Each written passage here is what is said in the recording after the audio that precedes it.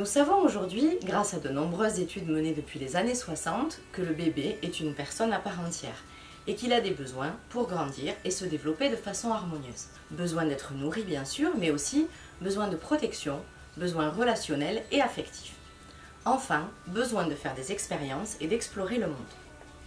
En effet, même avant de naître, le bébé est nourri d'informations sensorielles. Dès sa naissance, c'est à l'aide de ses sens, l'odorat, le goût, le toucher, l'ouïe et la vue, que l'enfant va découvrir tout ce qui l'entoure et va réaliser des apprentissages fondamentaux qui lui permettront de se développer. Nous allons voir ici pourquoi et comment être attentif à l'environnement du bébé pour répondre à ses besoins de sécurité et d'exploration, ce que nous pouvons lui proposer concrètement pour qu'il découvre la diversité de ce monde qui nous entoure, en sécurité, en jouant et à son rythme. L'odorat du bébé est déjà bien présent à la naissance et sa sensibilité olfactive augmente dès les premiers jours de sa vie. Le nouveau-né distingue d'ailleurs très bien l'odeur de sa mère, qui prend soin de lui, de celle des autres personnes. Pour lui, c'est donc une odeur sécurisante et réconfortante. Il apprendra ensuite à découvrir l'odeur de ses proches et ainsi va reconnaître par ce moyen, en plus de celui de la vue, les personnes auxquelles il va s'attacher et que l'on appelle ses figures d'attachement.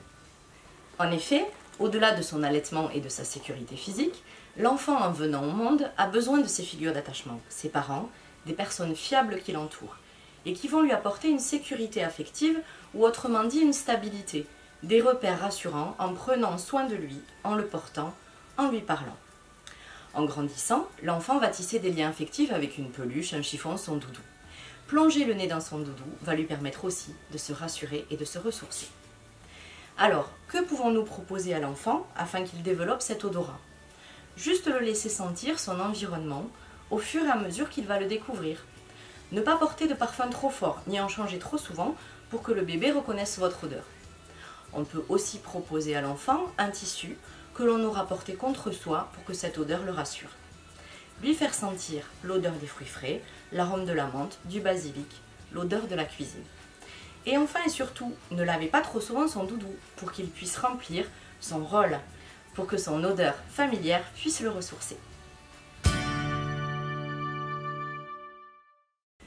Parlons maintenant du sens du goût chez le bébé. Le fœtus expérimente déjà un ensemble de sensations à ce niveau-là. En effet, les aliments consommés par la mère pendant la grossesse modifient la saveur du liquide amniotique. Donc, lorsque le bébé vient au monde, il a déjà une certaine expérience des saveurs qui feront partie de son alimentation. La distinction entre ces saveurs se fait grâce aux différentes papilles gustatives situées sur sa langue et dans sa bouche. Le bébé montre d'ailleurs des préférences pour certains goûts. Des chercheurs, en l'observant, se sont rendus compte que le sucré est sa saveur préférée. En lui présentant une saveur sucrée, le nouveau-né sourit et fait des mouvements de succion.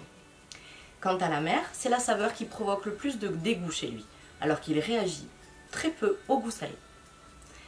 Lors de la diversification alimentaire, le jeune enfant va découvrir la richesse des goûts différents et le développement de ce sens va se poursuivre jusqu'au milieu de l'enfance. C'est pourquoi les préférences des tout-petits peuvent beaucoup changer en grandissant. Plus on fait goûter de nouveaux aliments qui sont autorisés évidemment en fonction de son âge, plus on répond à son besoin de découverte. Soyons aussi attentifs au plaisir de communiquer et d'échanger lors des repas. En effet, lorsque ceux-ci sont agréables et que l'enfant se sent bien, il va associer les aliments à des émotions positives, ce qui rend leur acceptation plus facile. En ce qui concerne le toucher, le bébé va découvrir le monde avec tout son corps. Entouré des bras, peau contre peau, ou dans son bain, l'enfant va percevoir différemment et faire l'expérience de ses sensations tactiles. En l'observant, vous avez certainement constaté qu'il porte ses mains, ses pieds, ses jouets à sa bouche, car sa langue comprend de nombreux récepteurs tactiles. En portant des objets à sa bouche, il ne va pas seulement soulager ses gencives douloureuses lors des poussées dentaires, mais il va aussi et surtout obtenir des informations sur ces objets. En les saisissant avec les mains, il va travailler en les manipulant, ce qu'on appelle sa motricité fine.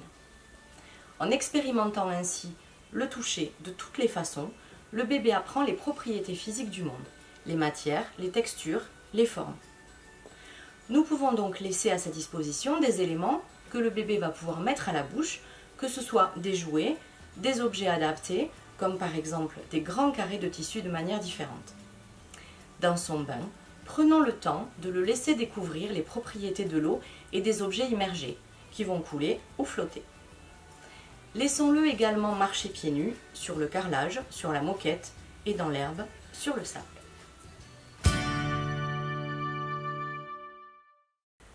Parlons ensuite du sens de l'ouïe. Le bébé est sensible aux variations de tonalité, son aigu et grave, à l'intensité et à l'intonation de la voix.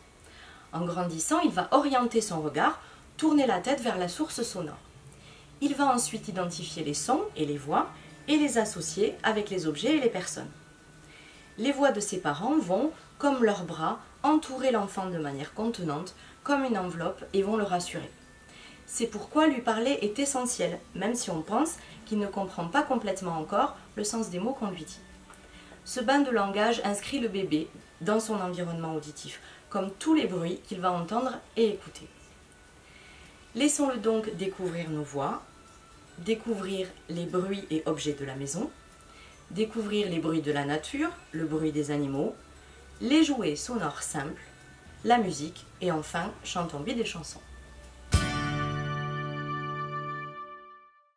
Concernant le visuel, le bébé ne se lasse pas d'observer son environnement. À sa naissance, il voit relativement bien les choses très contrastées, par exemple en noir et blanc et peu éloignées. Attention, il faut bien sûr que le moment s'y prête, que le bébé soit bien éveillé et au calme. En grandissant, il va mieux distinguer les contrastes, les formes et les reliefs. Son attention va être attirée vers les couleurs vives, la lumière et le mouvement des objets. Les mobiles, accrochés au-dessus de l'enfant qui est à plat dos, remplissent ces conditions et favorisent l'expérience visuelle en étant attractifs du fait de leurs couleurs et de leurs mouvements. Toutes ces informations stimulent son intelligence et sa vue va s'affiner de plus en plus, du noir et blanc à la couleur jusqu'à distinguer des visages différents et des détails qui vont lui permettre ensuite d'imiter certaines expressions. Plus le bébé regarde, plus il apprend à voir. Pour stimuler la vision du bébé, on peut aussi le laisser observer notre visage au-dessus du sien, proposer des projections d'images lumineuses, ou bien accrocher des guirlandes lumineuses dans sa chambre, installer un miroir à côté de la table à langer, placer devant lui des objets de couleurs, de taille et de formes différentes, ou alors tout simplement se promener avec lui en le laissant découvrir la richesse visuelle de son environnement, la maison, la nature.